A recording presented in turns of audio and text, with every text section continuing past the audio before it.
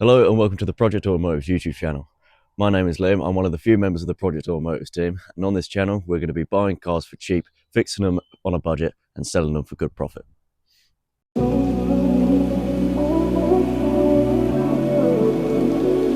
This is my 2010 Mini Cooper. It has the 1.6 R56 engine, which produces normally around 120 horsepower. However, mine has a pretty big problem.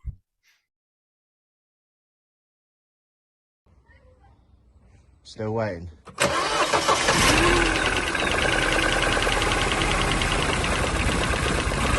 And as you can hear, it's misfiring pretty bad. So, how do we diagnose this? Step number one for us is to do a fault code read. Reason being is that in our experience, if there's a fault light on the dash, there's most likely going to be a fault stored. So we plugged in the dongle and then got these faults here. Now, the fault we want to be focusing on is this cylinder 4 misfire here. Now, of course, there are a number of ways that a misfire can appear, such as the coil packs could go, the spark plugs, the fuel injectors, or a sensor on the engine, or worst of all, there could be an internal fault with the engine causing it to misfire. So, step number 2 for us is to swap the coil packs, because if we swap cylinders 3 and 4, and a cylinder 4 is the coil pack that's bad, then the misfire should move to cylinder 3, if of course that is the issue.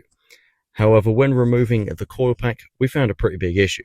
As you can see, there's oil all over this coil pack, and then when we remove cylinder 4, it is bone dry. So we removed cylinder 1, which was also wet, and cylinder 2, which was then bone dry. And as you have a look down in the pistons here, you can't see the spark plug, then you can, then you can't, then you can. So immediately we knew there was an issue, so we started to strip down the rocker cover just to find out where the issue was coming from. It was only held on with a few bolts, as you can see here.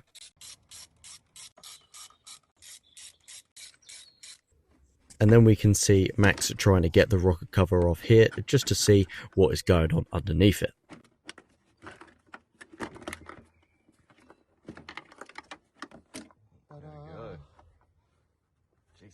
So as you can see, when we take the rocker cover off, you can see the rocker cover gasket there, which has hardened, and of course then it's allowing oil to leak through, going into the spark plug ports, which really isn't good. As you can see, Max struggling there to take the rocker cover off, but we got it off in one piece.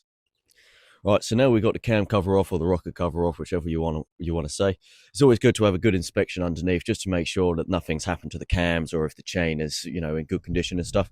So if you have a look here, we can see here that the chain, not much slack in that at all, which is exactly how we want it. So obviously you've also got your lifters and rocker arms and stuff all along here. And we're having a look, and we get over here, and the issue is, if you have a look at just that there, that is our rocker arm for one of our exhaust valves for cylinder 4, which is quite a big issue, and quite frankly that will be causing our cylinder 4 misfire, as I don't believe it's going to be the oil that was in there, because we didn't have oil on cylinder 4. So it's most likely going to be that rocker arm and stuff, which we've done a little bit of research into. And obviously these engines are quite prone to overheating. The thermostat gets closed. So our next step is going to be to pressure test the system, just to make sure that our head gasket isn't gone, so that we can then further diagnose what we can do to fix it. So as we start off here, we have a clutch. So obviously, we didn't really explain it in the last video, but it has got a high biting point. So we went with Blueprint clutch, really good value for money. So I've have this in my car, I've put this in other people's cars.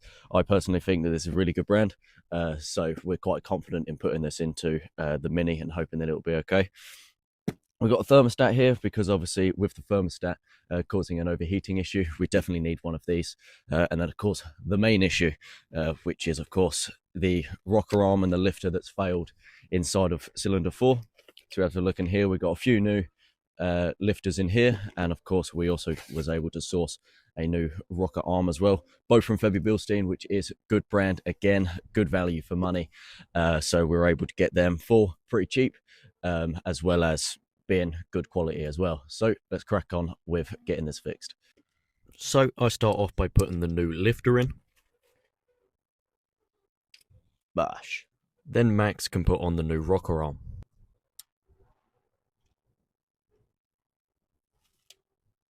Right, so got the surfaces cleaned up, also cleaned down the bores as well. They're no longer full of engine oil. Put the new spark plugs in, and Max behind the camera has then put the new gasket on the rocker cover.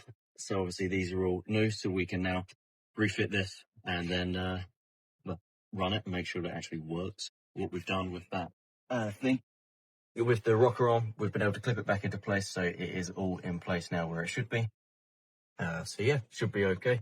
So we're going to put it back together and make sure it runs. So Max starts putting it back together by putting the rocker cover back on. Then I start tightening up all the bolts on the head so that the rocker cover is then secure, and then we can get all the other things attached back to it.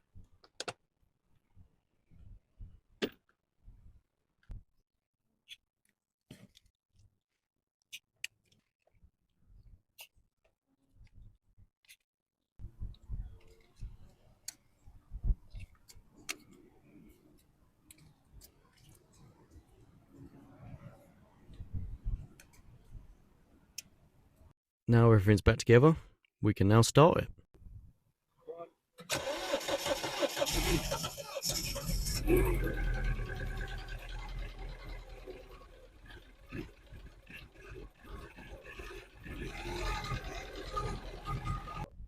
Right, so we had it running, still wasn't running too great.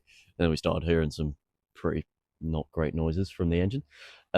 So basically we've taken the rocker cover back off quickly just to kind of have an inspection. You can see that we've got oil pressure inside of here. However, our rocker arm and that we've already replaced is still moving. Now it's going to be pretty difficult to get on camera really, but we're going to try to show you anyways. If you have a look at the difference between the two valves on the right over here, they are different. Like this one's almost shrunk a little bit in, which also then makes us believe that the exhaust valve itself is bent, maybe not closing properly or not opening properly, therefore still causing a cylinder fall misfire. Yeah, still a big problem. So the head has to come off, and we'll replace the head gasket while we're there. Whether it's leaking or not, we don't know, but we'll replace the head gasket, head bolts. But yeah, we need to get the head off so that we can inspect that valve alone. Right. So we can make a start on getting the head off so we can inspect that valve. So you've got the exhaust manifold on the front of the engine and the intake manifold on the back of the engine. You've got Max trying to get the thermostat housing off the side of the engine while I'm getting the camshafts out and taking it off of the chain. We will time up the engine when we're putting it back together, but for now we didn't really see a point, so we're just taking everything apart for now.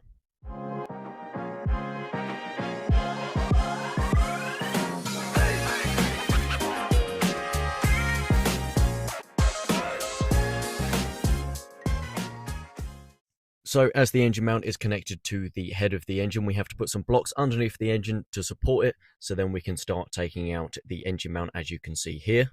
And then we just have a few bolts that are holding the head to the block of the engine that we need to remove. And then we can finally take the head off of the block of the engine.